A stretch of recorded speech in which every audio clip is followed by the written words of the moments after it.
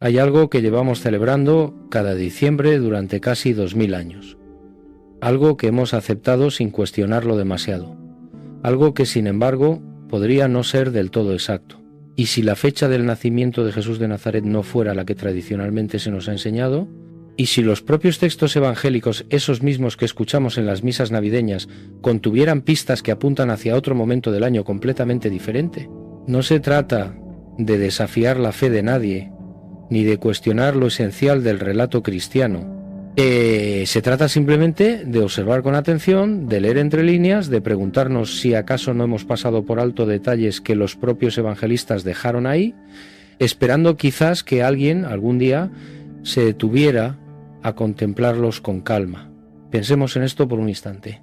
Cada 25 de diciembre, en pleno solsticio de invierno, cuando las noches son más largas y el frío más intenso en el hemisferio norte, celebramos el nacimiento de aquel niño en Belén. Y lo hacemos porque así nos lo han transmitido generaciones y generaciones de creyentes, porque la tradición, esa fuerza tan poderosa que moldea nuestras costumbres, así lo ha establecido. Pero la tradición, por venerable que sea, no siempre coincide con la historia.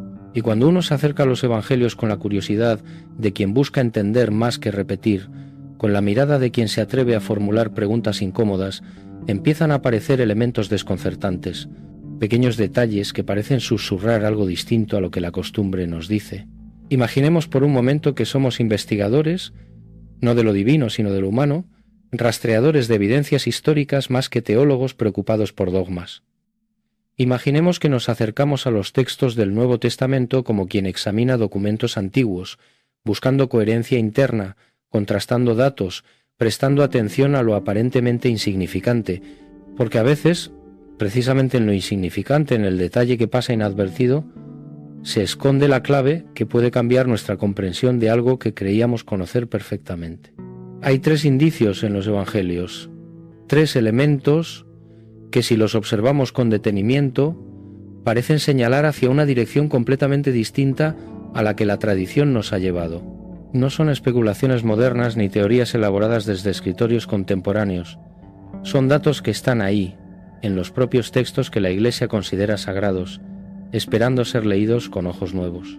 El primero de estos indicios tiene que ver con unos personajes secundarios del relato, tan secundarios que a menudo apenas les prestamos atención cuando escuchamos la historia del nacimiento.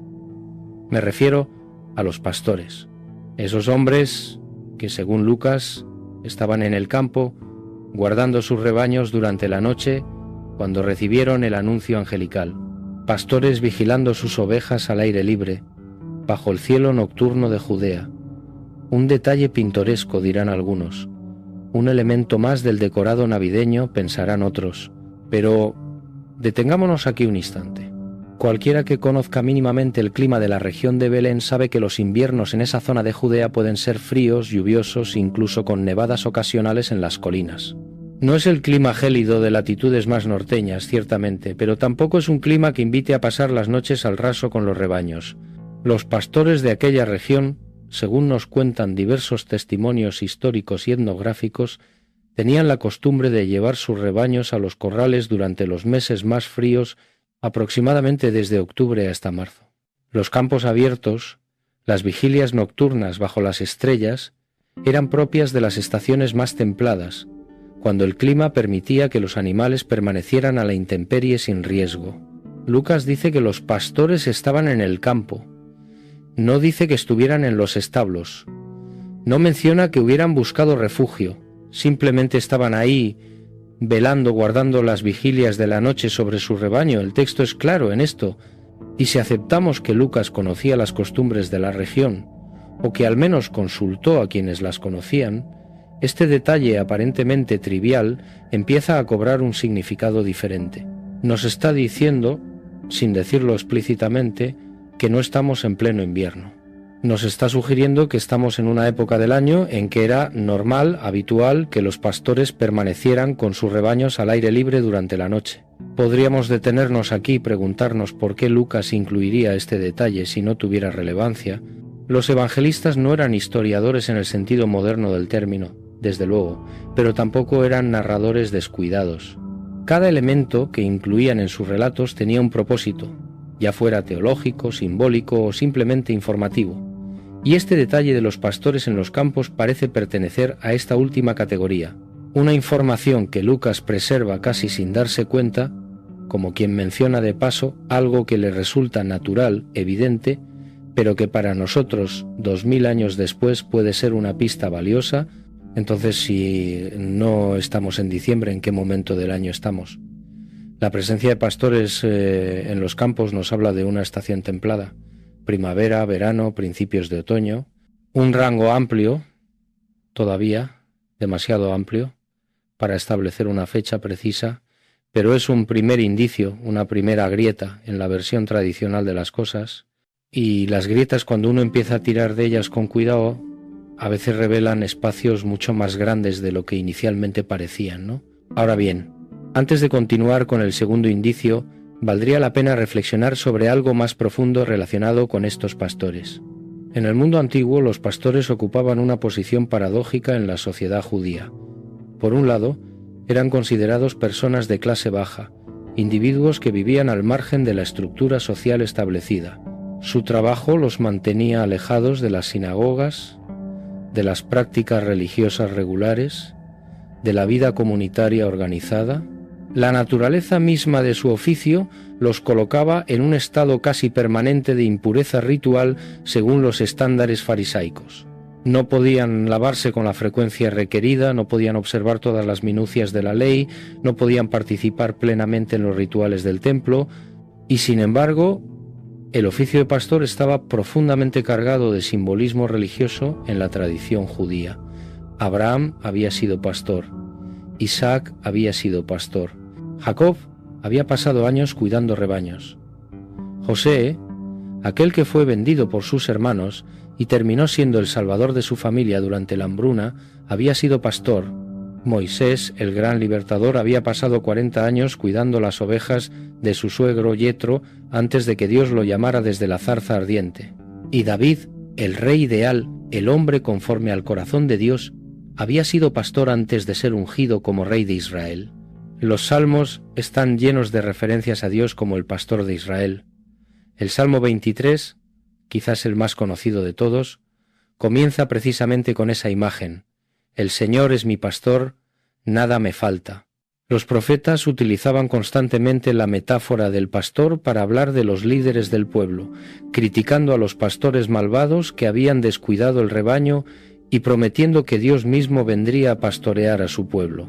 Entonces, que el anuncio del nacimiento llegara primero a los pastores no era simplemente un detalle pintoresco, era una declaración teológica profunda. Estaba diciendo que este niño que había nacido vendría a cumplir todas esas resonancias simbólicas del pastor, que él sería el buen pastor que daría su vida por las ovejas, que él sería quien buscaría a la oveja perdida y la traería de vuelta al redil, que él sería quien conocería a sus ovejas por nombre y las ovejas conocerían su voz. Y al mismo tiempo había algo subversivo en todo esto. El anuncio no llegó primero a los sacerdotes en el templo, no llegó a los escribas estudiando la Torá, no llegó a los fariseos observando meticulosamente cada detalle de la ley. Llegó a estos hombres marginales, a estos individuos que la religión oficial había dejado de lado. Era como si el evangelista estuviera diciéndonos desde el principio que este niño no vendría a reforzar las estructuras religiosas existentes, sino a subvertirlas, que no vendría a confortar a los que ya estaban cómodos en su religiosidad, sino a alcanzar a aquellos que habían sido excluidos. Los pastores entonces no son un detalle decorativo, son una declaración. Y el hecho de que estuvieran en los campos, bajo el cielo nocturno en una época del año que no era invierno, añade una capa más de significado a esta escena ya de por sí cargada de implicaciones. El segundo indicio nos lleva por un camino más complejo, más intrincado, que requiere que nos adentremos en el funcionamiento del templo de Jerusalén en tiempos de Jesús. Requiere que prestemos atención a un sistema de turnos sacerdotales que para la mayoría de nosotros resulta completamente ajeno y desconocido. Pero Lucas, nuevamente Lucas, nos proporciona información que, si sabemos interpretarla, puede conducirnos a conclusiones sorprendentes. Al comienzo de su Evangelio, antes incluso de hablar del nacimiento de Jesús, Lucas nos cuenta la historia de Zacarías e Isabel, los padres de Juan el Bautista, y en esa narración incluye un detalle que podría parecer superfluo, un dato técnico que muchos lectores pasan por alto sin prestarle mayor atención. Nos dice que Zacarías era sacerdote de la clase de Abías y que estaba ejerciendo su ministerio en el templo cuando recibió el anuncio de que su esposa, a pesar de su edad avanzada, concebiría un hijo. La clase de Abías. Para nosotros, lectores modernos, esto no significa gran cosa. Pero para cualquier judío del siglo I, esta información era precisa, específica, verificable. El rey David había organizado el sacerdocio de Israel en 24 clases o turnos, según nos cuenta el primer libro de las Crónicas. Cada una de estas clases servía en el templo durante una semana, 2 veces al año, además de las 3 grandes festividades en las que todas las clases servían simultáneamente. El orden de estos turnos estaba establecido, era conocido, era parte fundamental de la vida religiosa del pueblo. Este sistema no era arbitrario ni caótico, era meticuloso, organizado, esencial para el funcionamiento del templo, que era el centro absoluto de la vida religiosa judía. El templo no era simplemente un lugar de culto, era el punto de contacto entre el cielo y la tierra, el lugar donde la presencia divina habitaba de manera especial, el sitio donde se ofrecían los sacrificios que mantenían la relación entre Dios y su pueblo. Y para que todo esto funcionara correctamente, para que el culto se desarrollara de manera ordenada, era necesario que los sacerdotes se turnaran de forma precisa y previsible. La clase de Abías era la octava en el orden establecido. Y si conocemos el calendario religioso judío, si sabemos cuándo comenzaba el año litúrgico, podemos calcular aproximadamente en qué momento del año le correspondía servir a la clase de Abías. El año religioso judío comenzaba en el mes de Nisán, que corresponde aproximadamente a marzo o abril de nuestro calendario.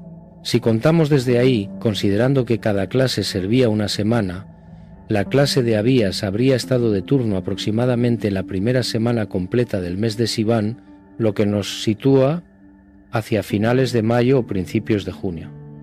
Zacarías cumple su servicio en el templo, y no cualquier servicio, sino uno particularmente significativo.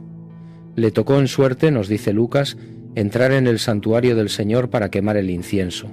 Esta no era una tarea menor, era uno de los momentos más sagrados del servicio del templo. El sacerdote que entraba a quemar el incienso estaba cumpliendo una función que se realizaba 2 veces al día, por la mañana y por la tarde, y que representaba las oraciones del pueblo ascendiendo hacia Dios. Era un momento de mediación, de estar parado literalmente entre el pueblo que esperaba afuera y la presencia divina que habitaba en el lugar santísimo. Y es precisamente en ese momento, mientras Zacarías está cumpliendo esta función sagrada, cuando se le aparece un ángel. El texto de Lucas es cuidadoso en describir la escena.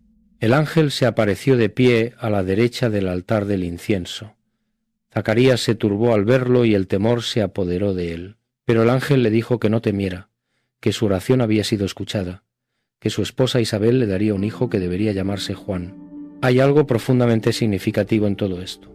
El último de los profetas del antiguo pacto, porque eso es lo que Juan el Bautista sería, está siendo anunciado precisamente mientras su padre cumple una de las funciones más antiguas y sagradas de ese mismo pacto.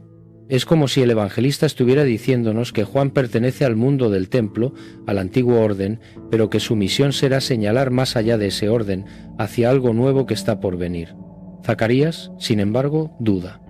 Pregunta cómo puede estar seguro de esto dado que él es viejo y su esposa también está avanzada en años, y como consecuencia de su duda, el ángel lo deja mudo hasta que nazca el niño. Es un detalle que añade drama a la narración, pero que también tiene implicaciones prácticas. Cuando Zacarías sale del santuario y el pueblo se da cuenta de que no puede hablar, comprenden que ha tenido una visión, pero él no puede explicarles qué ha sucedido, solo puede hacer señas. Lucas nos dice que Zacarías completó sus días de servicio y luego regresó a su casa, y después de aquellos días su esposa Isabel concibió. Si aceptamos un desarrollo normal del embarazo, 9 meses desde finales de mayo o principios de junio, nos llevan aproximadamente a finales de febrero o principios de marzo del año siguiente para el nacimiento de Juan el Bautista. Ahora bien, aquí es donde las cosas se ponen verdaderamente interesantes. Lucas nos proporciona otro dato cronológico crucial, un dato que es la clave de toda esta línea de investigación. Nos dice que cuando el ángel Gabriel visita a María para anunciarle que concebirá a Jesús, Isabel ya está en el 6º mes de su embarazo. El texto es específico en este punto. No dice simplemente que Isabel estaba embarazada. Dice que estaba en su 6º mes. Este es el tipo de detalle que un escritor incluye cuando está intentando establecer una cronología, cuando quiere que sus lectores puedan ubicar los eventos en el tiempo. Y si Isabel concibió a finales de mayo o principios de junio, 6 meses después nos sitúan en noviembre o diciembre para la anunciación a María, no para el nacimiento de Jesús, sino para el momento en que María concibe. Y si sumamos 9 meses más para el embarazo de María, llegamos a agosto o septiembre del año siguiente. ¿Agosto o septiembre? No diciembre. Los propios datos cronológicos que Lucas proporciona, si los seguimos con cuidado, si les prestamos la atención que merecen, nos conducen hacia el final del verano o el comienzo del otoño. Y de repente el primer indicio cobra más sentido. Pastores en los campos en agosto-septiembre. Perfectamente coherente. Pastores en los campos en diciembre. Mucho más problemático.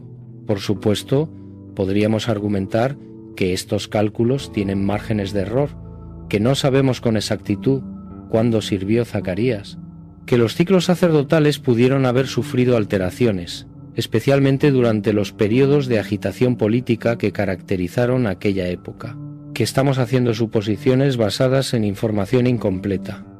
Y todo eso sería cierto. La historia antigua siempre implica trabajar con datos fragmentarios, con lagunas en nuestro conocimiento, con la necesidad de hacer inferencias basadas en lo poco que ha sobrevivido. Pero lo que no podemos negar es que Lucas proporciona estos datos, los incluye deliberadamente en su narración, y cuando los seguimos hasta sus consecuencias lógicas, cuando intentamos reconstruir la cronología que él parece estar sugiriendo, nos alejan de diciembre y nos acercan a septiembre. Esto no es una prueba definitiva, ciertamente, pero es un indicio, una señal, una pista que apunta en una dirección específica, y hay algo más que vale la pena considerar. Lucas comienza su evangelio diciéndole a Teófilo, su destinatario, que ha investigado cuidadosamente todas las cosas desde su origen, que ha consultado testigos oculares y ministros de la palabra, que ha decidido escribirle una narración ordenada para que conozca bien la verdad de las cosas en las que ha sido instruido. Lucas está afirmando que ha hecho una investigación, que no está simplemente transmitiendo rumores o leyendas, sino que ha buscado información precisa, verificable. Si Lucas se tomó el trabajo de averiguar a qué clase sacerdotal pertenecía Zacarías e incluyó este detalle en su narración, es porque consideraba que era información relevante, no lo puso ahí como decoración, lo puso porque estaba tratando de establecer una cronología, de darle a su lector las herramientas para ubicar estos eventos en el tiempo. Y si nosotros 2000 años después tomamos esos datos en serio y los seguimos hasta donde nos llevan, llegamos a septiembre. 2 indicios entonces: los pastores y la cronología del servicio de Zacarías. 2 elementos independientes que parecen señalar en la misma dirección. Pero hay un tercer elemento, quizás el más fascinante de todos, que nos obliga a levantar la vista del texto y dirigirla hacia el cielo. Mateo nos cuenta que unos magos de Oriente vinieron a Jerusalén preguntando por el rey de los judíos que había nacido, porque habían visto su estrella, la estrella de Belén. Ese elemento del relato que ha generado más especulaciones, más teorías, más intentos de explicación que quizás ningún otro detalle de la narrativa del nacimiento. ¿Qué era esa estrella? ¿Un cometa? ¿Una supernova? ¿Un fenómeno sobrenatural que desafía cualquier explicación natural? ¿O acaso algo más prosaico, más observable, más verificable?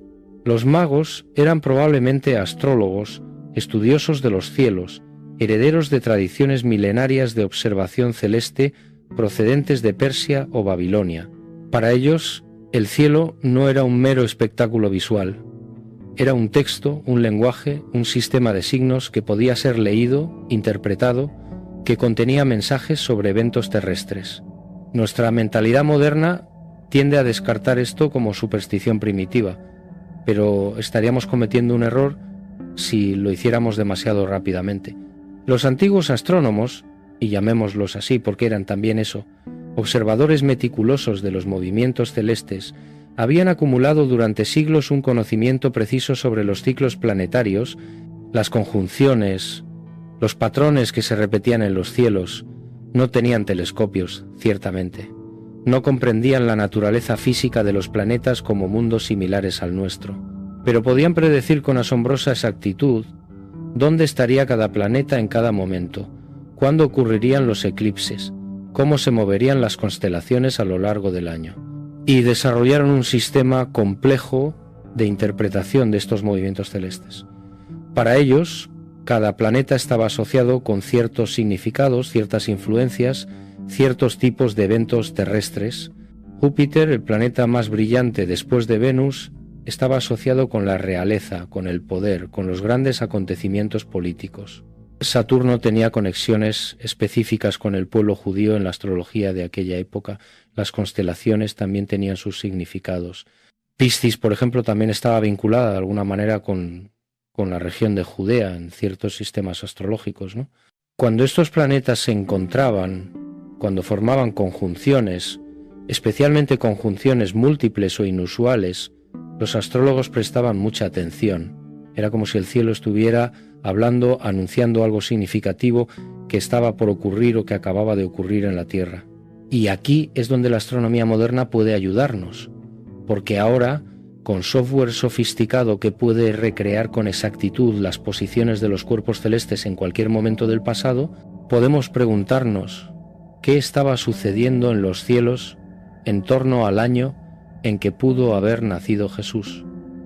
Y lo que los astrónomos han descubierto es extraordinario.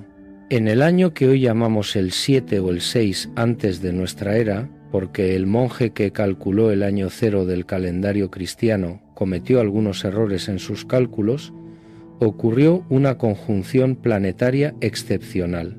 Júpiter, el planeta real, y Saturno, vinculado con el pueblo judío, se encontraron 3 veces en la constelación de Piscis durante ese año. Esta triple conjunción es extremadamente rara. Ocurre solo una vez cada varios siglos. Las fechas de estos encuentros fueron en mayo, en septiembre y en diciembre de ese año. Pero hay más.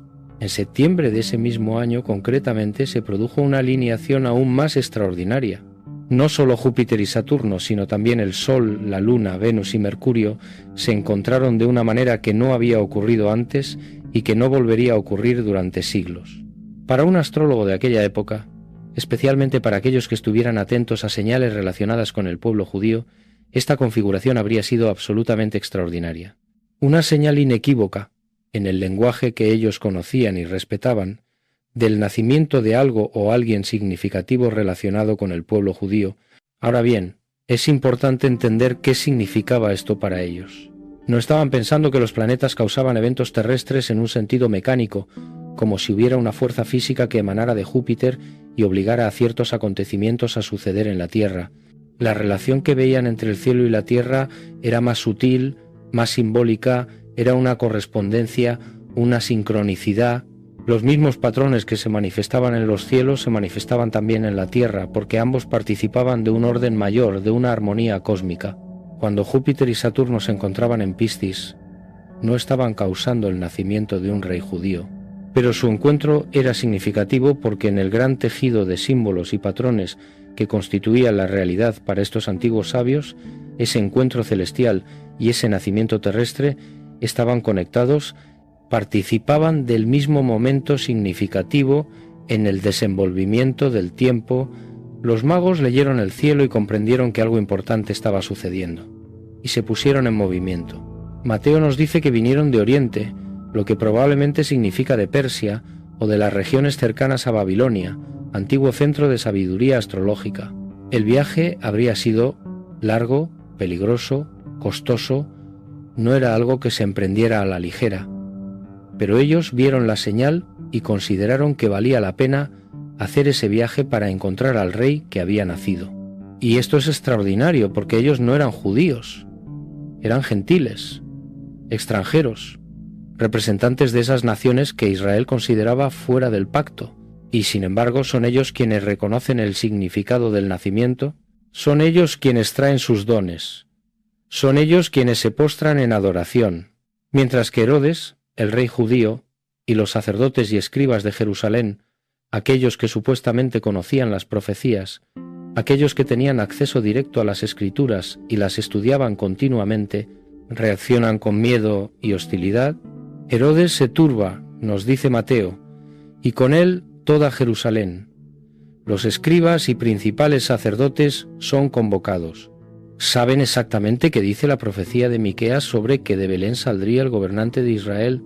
Tienen el conocimiento teórico. Pero no se mueven, no van a Belén a verificar, no muestran curiosidad ni entusiasmo. Sus reacciones de desconfianza, de preocupación política, de miedo a que este anuncio pueda desestabilizar el frágil equilibrio de poder. Hay aquí una inversión completa de expectativas. Los de afuera reconocen lo que los de adentro no pueden o no quieren ver. Los que no tienen acceso a las escrituras sagradas leen correctamente los signos. Los que tienen toda la información necesaria fallan en interpretarla. Y esto nos dice algo profundo sobre la naturaleza misma del reconocimiento espiritual, sobre cómo la verdad no siempre es percibida por aquellos que tienen las credenciales apropiadas o pertenecen al grupo correcto. Los dones que los magos traen tampoco son casuales. Oro, incienso y mirra, cada uno cargado de significado. El oro simboliza la realeza, el reconocimiento de que este niño, por humildes que sean sus circunstancias actuales, es rey. El incienso, utilizado en el culto del templo, en los rituales sagrados, simboliza la divinidad, el reconocimiento de que este niño es más que humano, que hay algo en él que trasciende lo meramente terrenal, y la mirra, esa sustancia amarga usada para embalsamar a los muertos, simboliza el sufrimiento y la muerte que eventualmente vendrán. Es un detalle inquietante si lo pensamos bien. ¿Quién trae mirra como regalo para un recién nacido? Es como si los magos, en su sabiduría, comprendieran que el camino de este niño rey no sería un camino de triunfo mundano, sino de sufrimiento, que su reinado se establecería no por la fuerza de las armas, sino por el sacrificio de su propia vida. Desde el principio, desde ese momento del nacimiento, la sombra de lo que sucederá décadas después ya está presente. El principio y el fin, el nacimiento y la muerte, la cuna y la cruz, todo contenido en ese instante. Septiembre, otra vez septiembre. El cálculo basado en el servicio de Zacarías nos llevaba a septiembre. Los pastores en los campos son coherentes con septiembre. Y ahora los cielos mismos, en su danza milenaria y predecible, nos señalan, septiembre del año 7 o 6 antes de nuestra era, como el momento de una conjunción planetaria sin precedentes que habría sido interpretada por los astrólogos de la época como el anuncio del nacimiento de un rey relacionado con el pueblo judío. 3 indicios, 3 pistas independientes, 3 líneas de evidencia que no tienen relación causal entre sí, pero que convergen. Y cuando múltiples líneas de evidencia convergen hacia el mismo punto, cuando diferentes tipos de datos apuntan en la misma dirección, cualquier investigador, sea del campo que sea, empieza a prestar atención. No es una prueba definitiva, desde luego, ¿no? La historia antigua rara vez nos proporciona pruebas definitivas, pero es un patrón, una convergencia, algo que merece ser considerado seriamente. Pero si Jesús nació en septiembre, ¿por qué celebramos su nacimiento en diciembre? Esta es la pregunta que surge inevitablemente, y la respuesta nos lleva a adentrarnos en la historia de la cristiandad primitiva, en cómo se fue conformando la tradición, en cómo la Iglesia, al expandirse por el mundo romano, tuvo que tomar decisiones sobre fechas, sobre festividades, sobre cómo integrar o transformar costumbres que ya existían. El 25 de diciembre no era una fecha vacía cuando el cristianismo comenzó a crecer. Era el momento en que el mundo romano celebraba el Natalis Solis Invicti, el nacimiento del sol invicto, una festividad relacionada con el solsticio de invierno, con ese momento del año en que los días comienzan a alargarse nuevamente, en que la luz empieza a recuperar terreno sobre la oscuridad, Era una celebración profundamente arraigada en la psique humana, en esa necesidad ancestral de marcar los ciclos de la naturaleza, de celebrar la promesa del retorno de la luz. Esta festividad del Sol Invicto era relativamente reciente en el Imperio Romano. Había sido establecida oficialmente por el emperador Aureliano en el año 274 de nuestra era, varios siglos después del nacimiento de Jesús, pero se conectaba con tradiciones mucho más antiguas, con celebraciones del solsticio que se remontaban a tiempos inmemoriales en prácticamente todas las culturas del hemisferio norte. Era el momento en que la oscuridad alcanzaba su punto máximo y luego comenzaba a retroceder. Era la victoria de la luz sobre las tinieblas, un tema universalmente significativo para los seres humanos que dependían del sol para su supervivencia. La Iglesia primitiva, enfrentada a la realidad de un imperio donde estas festividades estaban profundamente establecidas, tuvo que tomar decisiones estratégicas. ¿Competía directamente con estas celebraciones paganas intentando suprimirlas? ¿O las cristianizaba, les daba un nuevo significado, las transformaba desde dentro? La Iglesia eligió el segundo camino, y en cierto sentido fue una decisión brillante desde el punto de vista estratégico. El nacimiento del Sol Invicto se convirtió en el nacimiento de Cristo, la luz del mundo. Las festividades del solsticio, con toda su carga emocional y cultural, fueron reinterpretadas en clave cristiana. La gente podía seguir celebrando en la misma fecha, con muchas de las mismas costumbres, pero ahora con un significado diferente, más profundo, conectado con la narrativa de la salvación cristiana. ¿No fue un engaño ni una falsificación?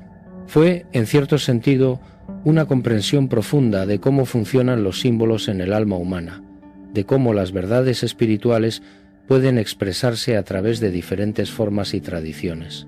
El solsticio de invierno representa arquetípicamente el renacimiento de la luz, la victoria sobre la oscuridad. ¿Qué mejor momento, pensaron los cristianos, para celebrar el nacimiento de quien se proclamó luz del mundo? Pero en ese proceso algo se perdió.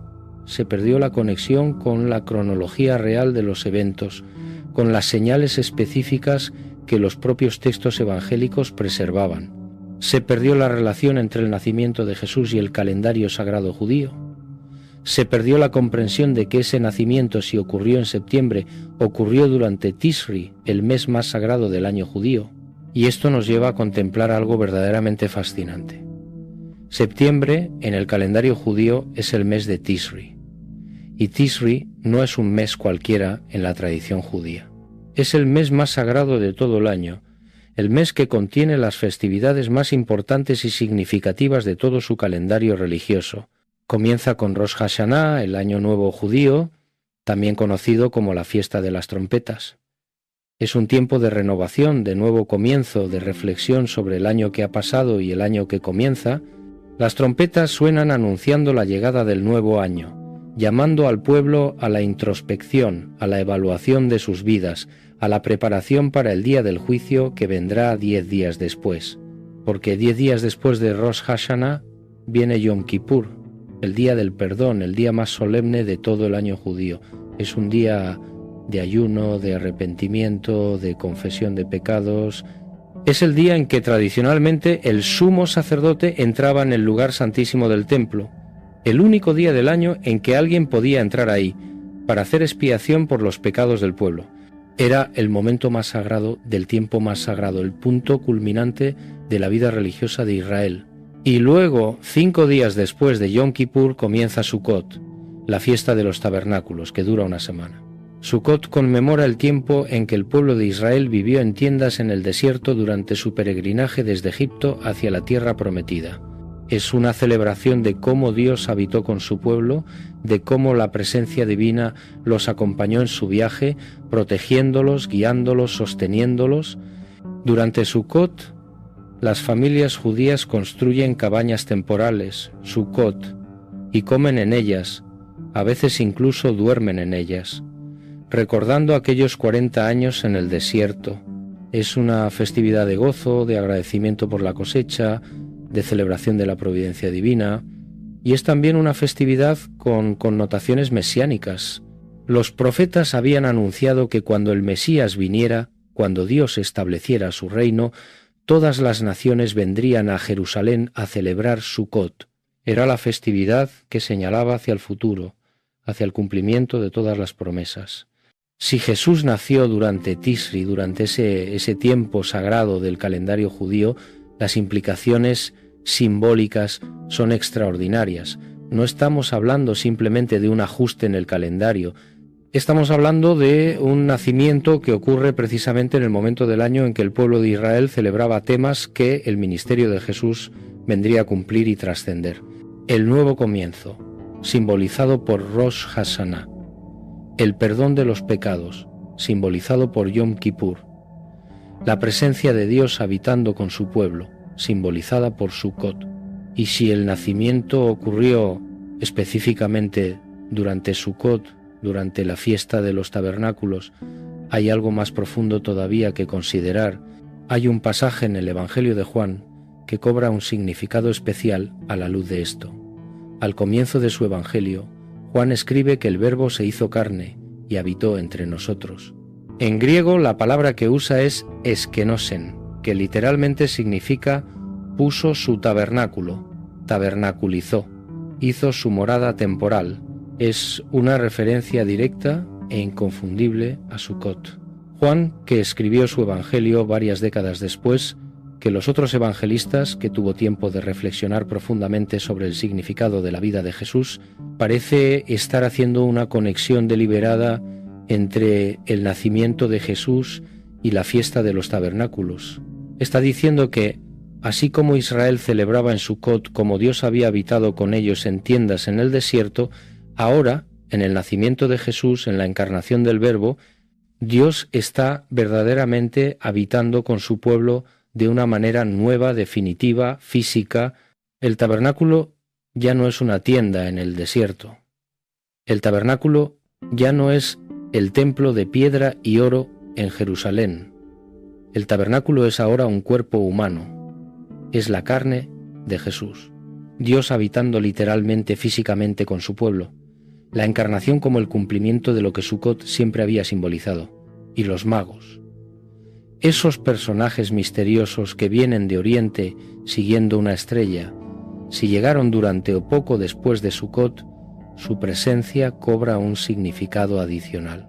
Porque una de las profecías relacionadas con Sukkot en el libro de Zacarías dice que en los tiempos mesiánicos todas las naciones subirán a Jerusalén para celebrar la fiesta de los tabernáculos.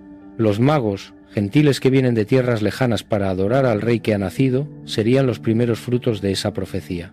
Las naciones comenzando a acudir, no todavía a Jerusalén para celebrar Sukkot, pero sí a Belén para adorar a aquel cuyo nacimiento durante Sukkot señala el comienzo del cumplimiento de todas estas promesas. Mateo nos cuenta que eran gentiles, extranjeros, no pertenecían al pueblo de Israel, y sin embargo son ellos quienes reconocen el significado del nacimiento, son ellos quienes traen sus dones, son ellos quienes se postran en adoración. Mientras tanto, Herodes, el rey judío, y los sacerdotes y escribas de Jerusalén, aquellos que supuestamente conocían las profecías, reaccionan con miedo y hostilidad. Hay aquí una inversión completa de expectativas que se repetirá a lo largo del ministerio de Jesús. Los de afuera reconocen lo que los de adentro no pueden ver. Los marginales, los excluidos, los pecadores, responden, mientras que los religiosos, los que tienen todas las credenciales apropiadas, se resisten. Es un patrón que comienza aquí, en el nacimiento mismo, con estos magos gentiles siendo los primeros adoradores, mientras que las autoridades religiosas judías no muestran ningún interés.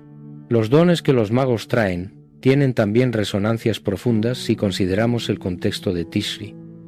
El oro representa la realeza, apropiado para quien nació para ser rey. El incienso, usado en el culto del templo, reconoce la dimensión divina de este niño. Y la mirra, esa sustancia amarga usada para embalsamar a los muertos, prefigura el sufrimiento redentor que vendrá. Muerte y vida, humanidad y divinidad, realeza terrenal y sacrificio eterno, todo presente desde el principio.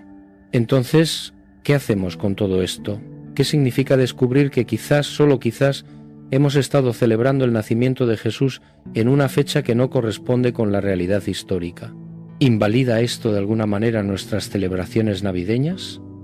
¿Hace menos significativos los rituales que hemos repetido generación tras generación? La respuesta, me parece, es que no, porque el símbolo opera en un nivel diferente al del hecho histórico. Las celebraciones de Navidad en diciembre han sido profundamente significativas para incontables millones de personas a lo largo de los siglos. Han sido ocasiones de encuentro familiar, de reflexión espiritual, de renovación de la fe, de expresión de amor y generosidad. El hecho de que la fecha no sea históricamente precisa no invalida esas experiencias, no las hace menos reales o menos valiosas. El ser humano necesita rituales, necesita momentos marcados en el calendario donde pueda detenerse, donde pueda reflexionar, donde pueda reconectarse con las dimensiones más profundas de su existencia. Y diciembre, con su oscuridad invernal, con su solsticio que marca el regreso de la luz, es un momento apropiado para celebrar el nacimiento de quien se llamó Luz del Mundo. La apropiación de esa fecha por parte del cristianismo no fue un error ni un engaño. Fue una decisión pastoral, una manera de ayudar a las personas a conectarse con el mensaje cristiano utilizando los ritmos naturales del año, las estaciones, los ciclos de luz y oscuridad que todos experimentamos. Pero lo que sí hace este descubrimiento, si es que podemos llamarlo así, es abrir una puerta hacia una comprensión más profunda, más matizada, más consciente de cómo se formó la tradición, de cómo los textos evangélicos contienen información que hemos pasado por alto, de cómo la historia y el símbolo se entrelazan de maneras complejas. Y hay algo más. Hay una invitación implícita en todo esto. Una invitación a leer los textos sagrados no como quien simplemente repite lo que le han dicho, sino como quien busca, quien investiga, quien se hace preguntas. Los evangelios no son documentos simples, no son relatos transparentes que se agotan en una lectura superficial. Son textos densos, cargados de capas de significado, llenos de detalles que esperan ser descubiertos por aquellos que tienen la paciencia de detenerse, de contemplar, de preguntarse por qué un detalle aparentemente insignificante está ahí. Los pastores, en los campos, la clase sacerdotal de Abías, la estrella que los magos vieron, 3 elementos que tomados en serio nos conducen hacia septiembre, hacia el mes más sagrado del calendario judío, hacia un momento del año cargado de significados que resuenan profundamente con el mensaje que Jesús vendría a proclamar décadas después. No sabemos con certeza absoluta cuándo nació Jesús de Nazaret. Probablemente nunca lo sabremos con la precisión que nos gustaría tener. Los evangelios no pretendían ser biografías en el sentido moderno, no buscaban establecer cronologías exactas para satisfacer la curiosidad de historiadores futuros.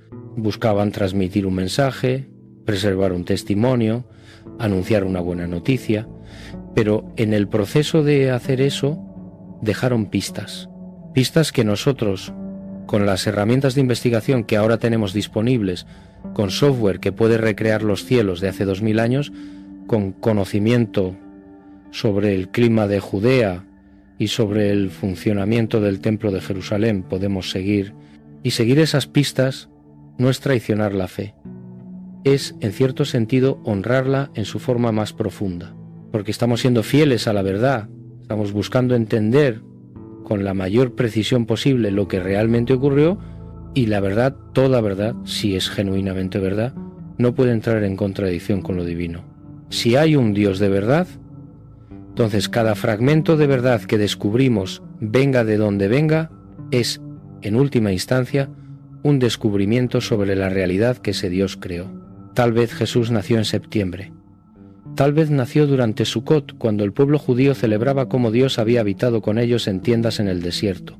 Tal vez los cielos estaban proclamando algo extraordinario con esa conjunción planetaria sin precedentes.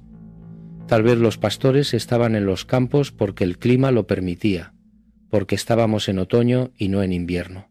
Tal vez todos estos elementos convergen no por casualidad, sino porque están señalando hacia una verdad histórica que durante siglos hemos pasado por alto, distraídos por la hermosa tradición de celebrar en diciembre. O tal vez no.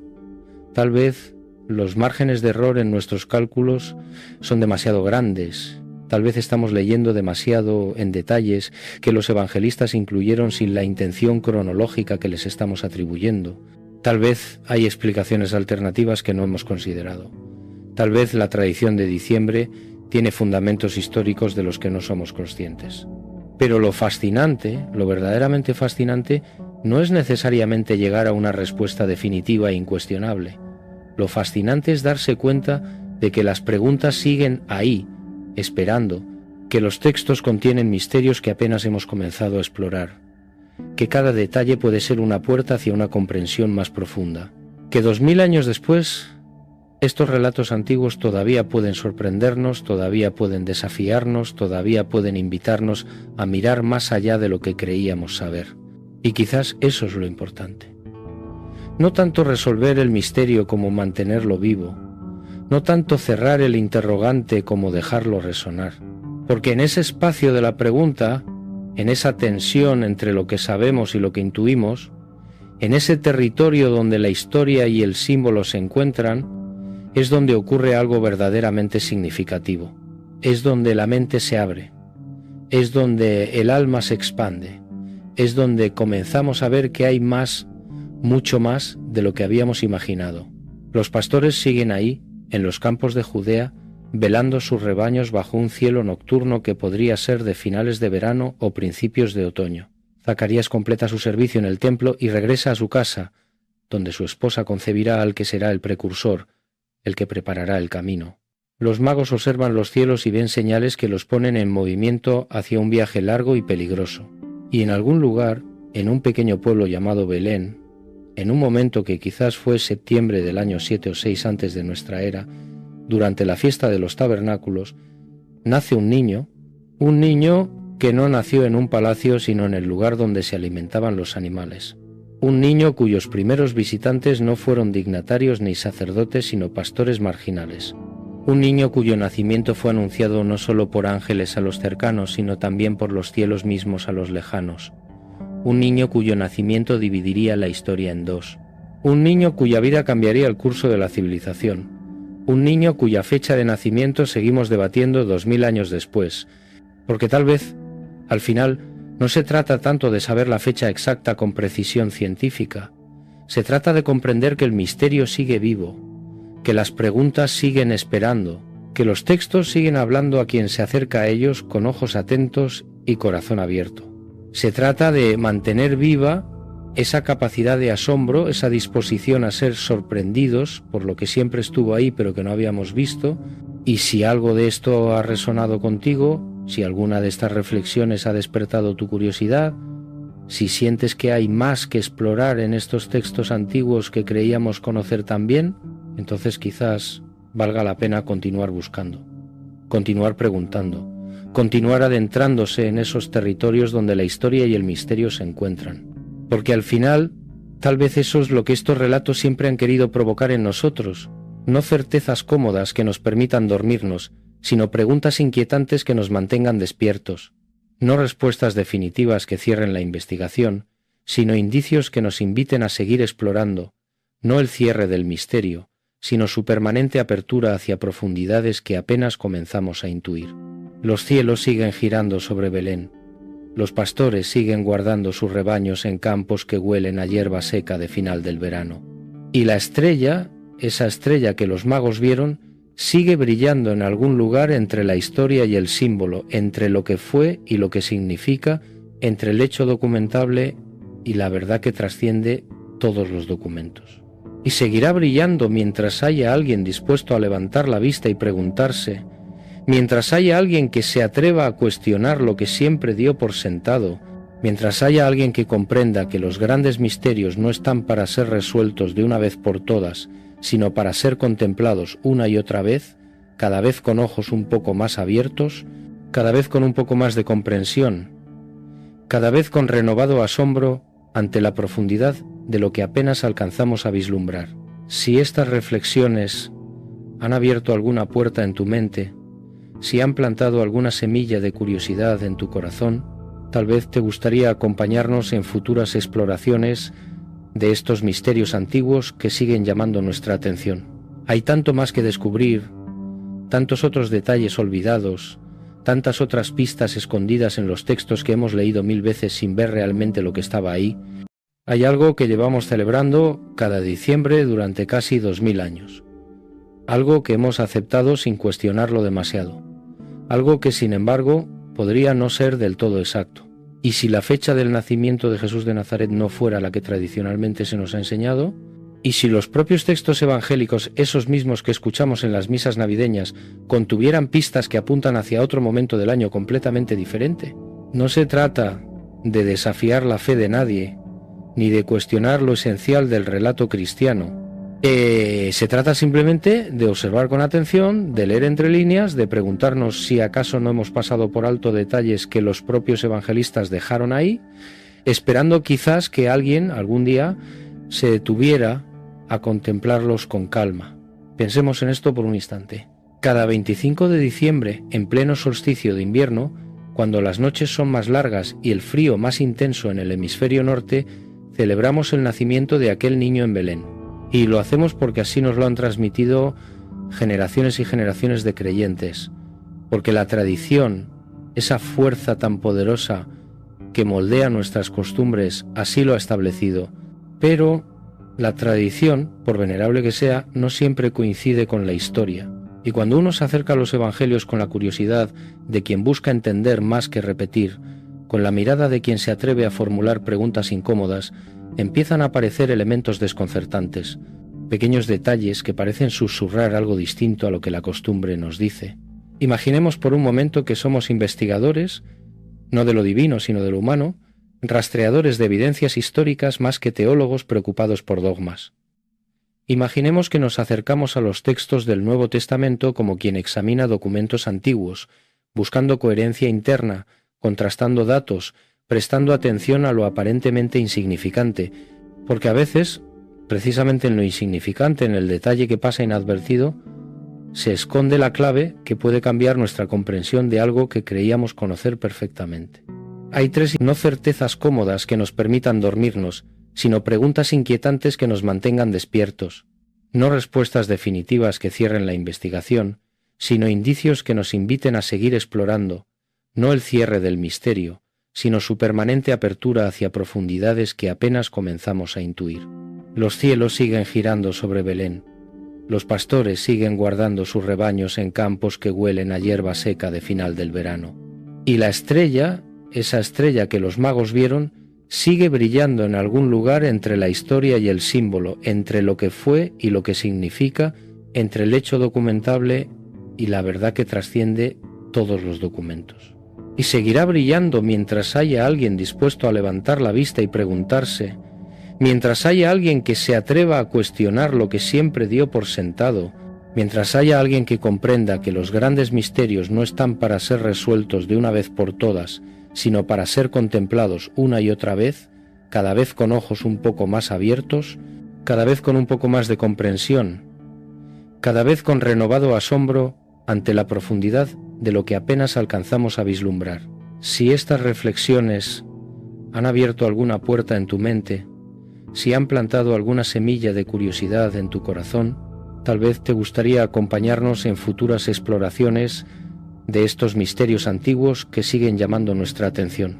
Hay tanto más que descubrir, tantos otros detalles olvidados, tantas otras pistas escondidas en los textos que hemos leído 1000 veces sin ver realmente lo que estaba ahí. Hay algo que llevamos celebrando cada diciembre durante casi 2000 años. Algo que hemos aceptado sin cuestionarlo demasiado. Algo que, sin embargo, podría no ser del todo exacto. Y si la fecha del nacimiento de Jesús de Nazaret no fuera la que tradicionalmente se nos ha enseñado, y si los propios textos evangélicos, esos mismos que escuchamos en las misas navideñas, contuvieran pistas que apuntan hacia otro momento del año completamente diferente. No se trata de desafiar la fe de nadie, ni de cuestionar lo esencial del relato cristiano. Se trata simplemente de observar con atención, de leer entre líneas, de preguntarnos si acaso no hemos pasado por alto detalles que los propios evangelistas dejaron ahí, esperando quizás que alguien algún día se detuviera a contemplarlos con calma. Pensemos en esto por un instante. Cada 25 de diciembre, en pleno solsticio de invierno, cuando las noches son más largas y el frío más intenso en el hemisferio norte, celebramos el nacimiento de aquel niño en Belén. Y lo hacemos porque así nos lo han transmitido generaciones y generaciones de creyentes, porque la tradición, esa fuerza tan poderosa que moldea nuestras costumbres, así lo ha establecido. Pero la tradición, por venerable que sea, no siempre coincide con la historia. Y cuando uno se acerca a los evangelios con la curiosidad de quien busca entender más que repetir, con la mirada de quien se atreve a formular preguntas incómodas, empiezan a aparecer elementos desconcertantes, pequeños detalles que parecen susurrar algo distinto a lo que la costumbre nos dice. Imaginemos por un momento que somos investigadores, no de lo divino sino de lo humano, rastreadores de evidencias históricas más que teólogos preocupados por dogmas. Imaginemos que nos acercamos a los textos del Nuevo Testamento como quien examina documentos antiguos, buscando coherencia interna, contrastando datos, prestando atención a lo aparentemente insignificante, porque a veces, precisamente en lo insignificante, en el detalle que pasa inadvertido, se esconde la clave que puede cambiar nuestra comprensión de algo que creíamos conocer perfectamente. Hay tres